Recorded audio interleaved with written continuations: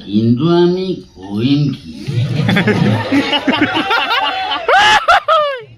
কামটোতো এনেকুৱা হ'ব লাগিব য'ত ৰিস্ক কম লাভ এই গাহৰি ফাৰ্ম এখনকে খোলো নেকি? গাহৰিত লাভ আছে। কিন্তু মূলধন লাগিব। তহঁতে এটা কাম কৰ, প্ৰথমতে পশুপালনৰ অফিচলৈ যা, তাত গৈ সুধ কিবা ছাবচিডি স্কিম আছে নেকি? চাওক, আমাৰতো ছাবচিডিৰ স্কিম আছেই। প্ৰথমতে আপোনালোকে বেংকত গৈ সুধি আহক যে তেওঁলোকে লোনটো চেংচন কৰিবনে নাই। লোনটো দিয়াত আমাৰ একো প্ৰব্লেম নাই, কিন্তু গভৰ্ণমেণ্টৰ ফালৰ পৰা আমি একো নটিফিকেশ্যন পোৱা নাই। স্কিমটো আচলতে কাগজতহে আছে কি বুজিছ? এই পশুপালনটো বাদ দে।